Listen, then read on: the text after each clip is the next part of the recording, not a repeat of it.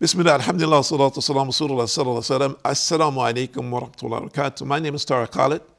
I'd like to welcome to our program here at Sharjah Broadcasting Authority in Paradise and Hell. And we ask Allah in His infinite mercy and grace to have mercy on the believers in this particular time. We know that believers are suffering in many places in the world under many different types of conditions, and that these circumstances are a very severe trial for many of them. And those of us who are living in luxury and ease, we ask Allah to have mercy on us for not being concerned enough for the condition of humanity and ourselves submitting, let's say, to our luxury and becoming corrupted by it, and not seeing that corruption has become a part of our lifestyle, and comfort has allowed in many instances for us to fall asleep in relationship to our responsibility and accountability to humanity. And Islam, surely without question, is for all of humanity until the day of judgment, for those who choose the path of righteousness, for those who choose to leave the path of the ways of the people of the hellfire and pursue that which will grant them paradise. This is the path that we all should seek and attempt to tread on to the best of our ability until our last dying breath. And Muslim and Abu Dawud and Imam Ahmed report from Abu Hurairah, the Prophet ﷺ said, more or less.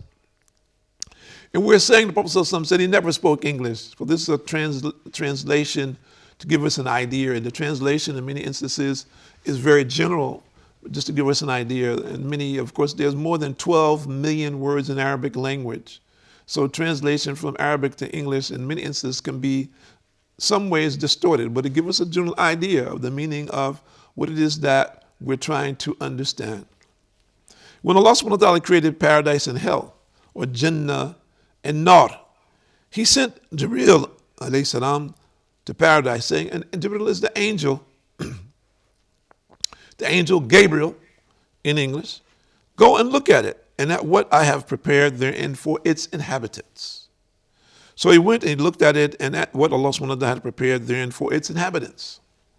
Then he came back and said, by your glory, no one will hear of it without entering it. So he ordered that it be surrounded by forms of hardship and said, go back and look at what I have prepared therein for its inhabitants. So he went back and found that it was surrounded by forms of hardship. Then he came back and said, by your glory, I fear that no one will enter it.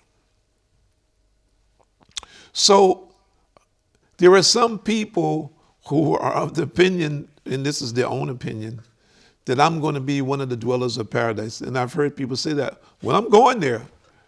I'm going to paradise. And subhanAllah, we just heard that paradise is surrounded by hardship. And the hardships are the things which are tests for us. Now we're in the month of Ramadan, fasting for the month of Ramadan. And many people, like for example, where we live, it's very hot. In some places, maybe hotter than we live. Other places, the fasting hours are very long. And maybe it's very cold. So you have these two extremes as an example. But we believe that Ramadan, fasting throughout the month of Ramadan becomes a means of forgiveness for your sins. Those who would do it in the proper manner, sincerely obeying the commandments of Allah subhanahu wa ta'ala, at the end of Ramadan, you'll be forgiven for your sins, and it becomes a means of you entering paradise and Jannah. So the sacrifice is small compared to the reward, but for many people, going throughout the day without eating or drinking is very difficult for them. It's a very big challenge. So doing these things for people on different levels, it is difficult for them. So it is challenging. Refraining from evil, for some people, is very difficult. You get a guy who's grown up, we talked about this, that a person who has grown up in an environment where there's drugs, alcohol, sex, and so forth and so on. And he's grown up all his life like this. This is all he's done. This has been his whole world. And we've heard, just recently about one of the famous people, and I won't mention him, who he died from a drug overdose. But it was mentioned that, he was addicted from the time he was a child. And he spoke about this addiction, and he wanted to try to overcome it. But he couldn't. Or let's say he didn't. And as a result, regardless of fame and fortune and all the things that he attained, we don't know about him accepting Islam. We don't know. Allah knows best. And even though his intention, and many people like this. And I've met people who said, brother, I know Islam is right. I know Allah's God, brother, but I'm out here in the world doing A, B, C, D. And, pray for me. And we say, pray for yourself. You know your condition. Ask Allah to help you overcome this condition. Take the first step. Don't be in denial. Don't continue to be in denial. Don't think that tomorrow is promised for you. Take the first step. Pray. Repent now. Don't be arrogant. Don't allow yourself to be ripped off by your desires. Even if you continue to do what you know is wrong, even if you continue, still pray, still repent, still ask Allah to forgive you. Continue like this. Don't give up this way. Shaitan wants you to give up because then he can say, I got you. I got you. I'm going to take you right to hellfire. You're going with me to hellfire. And Bukhari, Renano, reported more or less that the Prophet ﷺ speaks more or less in relationship to this, that a person, when he dies, Allah subhanahu wa ta'ala shows him his position in paradise or hell. And the Prophet ﷺ saw paradise and hell, and he saw the palace of Umar bin Khattab in paradise. And Bukhari and another hadith mentions that, and also by Ahmed Abu Dawood, that Abu Hurairah reported the Prophet ﷺ said, when Allah created paradise, he told Jibreel, go and look at it. And we discussed this. And subhanAllah, Allah allowed the Prophet ﷺ to see the paradise and to report to people about that. Now, it's very interesting that many of the Christian and Jewish clergy quietly, and this has been stated, accept the fact that the Quran is authentic and it is the book of Allah, and that Muhammad ﷺ is a prophet of Allah. They quietly accept this because they know the truth. And Tirmidhi reported that in his Jami, that Ibn Mas'ud said, the Prophet ﷺ said, I met Ibrahim on the night of Isra, and this is the time the Prophet ﷺ saw the paradise and the hellfire. And he said to me, O Muhammad ﷺ, convey greetings of peace to your ummah from me, and tell them that the paradise is good of soil and sweet of water, and that it is an empty plain, and that its plants are subhanallah, alhamdulillah, La ilaha illallah, and Allahu Akbar. Subhanallah. And Tirmidhi also reports that Abu Zubair bin Jabir from the Prophet ﷺ said, whoever says Subhanallah wa bihamdihi, a palm tree will be planted for him in Jannah, in paradise. So, Allahu Akbar. Where do we stand? Where do we stand? And Allah says in Surah number 28, verse number 88, Bismillahirrahmanirrahim, and invoke not any other illa God, other along with Allah. Say, La ilaha illa huwa. None has a right to be worshipped but Him. Everything will perish save His face. I mean, the thing is, we need to understand this. We need to get the reality. Look. This world is going, as we know it, is going to be destroyed. Whether we like it, we don't like it. Whether we accept it, we don't accept it. It is going to happen. We can be deluded by our desires. We can be misled by people and their falsehoods. We can be misled by the attackers of Islam.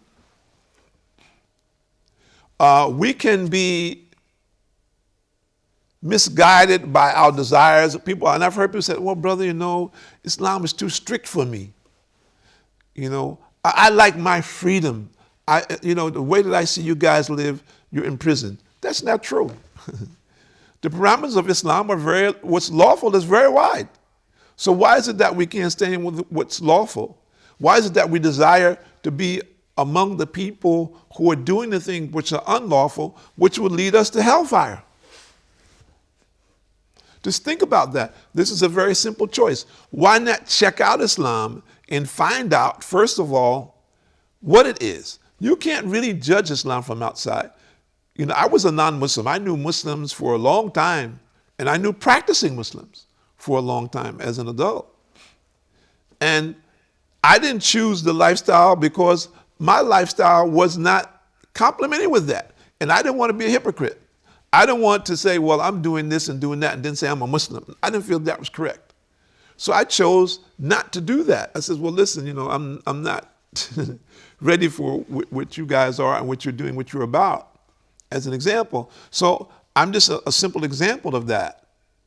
When I chose to accept Islam by Allah's permission, or when I say Allah chose me, I didn't find it difficult.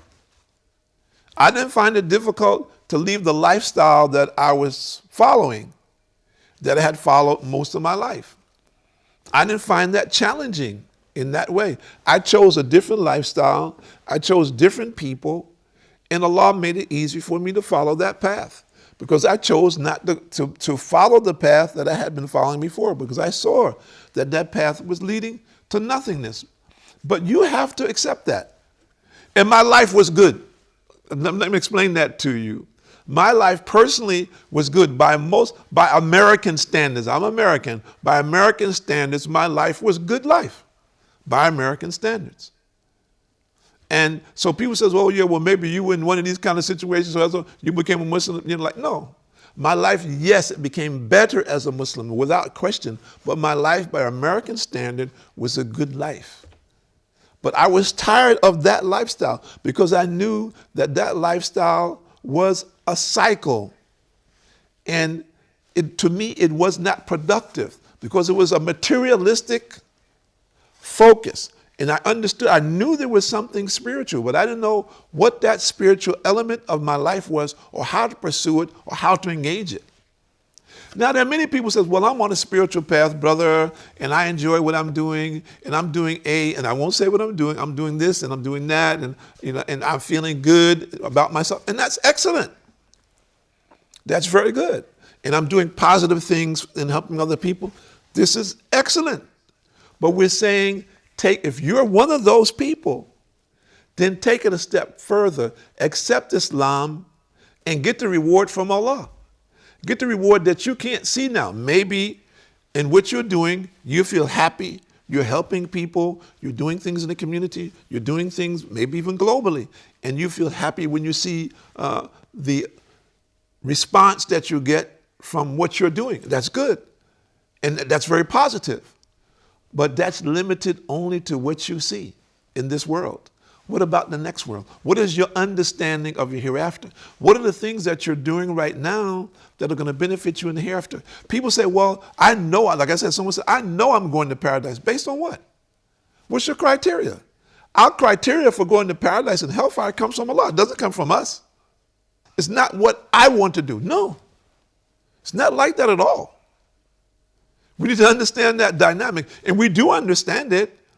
If you're building a building and the architect and the engineer say, listen, this is what our plan is, this is the blueprint for it, and you says, well, I'm not following that blueprint. And they said, what are you talking about? This is what we do. You want to do your own thing? No, you cannot do that. We have been licensed for this. We have been hired for this. If you want to follow the law and the guidelines and you want this to be approved by the law, this is what you must do. Guy says, no, I'm not doing it. I'm doing my own thing.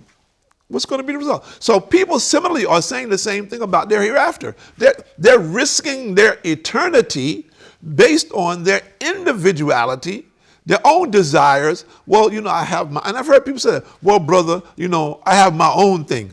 Your own thing is going to take you where? Your own thing based on what? Based on what? What's the criteria? We're talking about the revelation from Allah, the creator of the heavens and earth, the creator of every single thing, the smallest and the biggest, that which you know and that which you have no consciousness or awareness of, and you will never have. And no one has had. Think about that. So what are we saying here? You know, this is a level of ignorance that many of us will not accept. But yet and still we pursue this, not thinking that our eternity is at risk.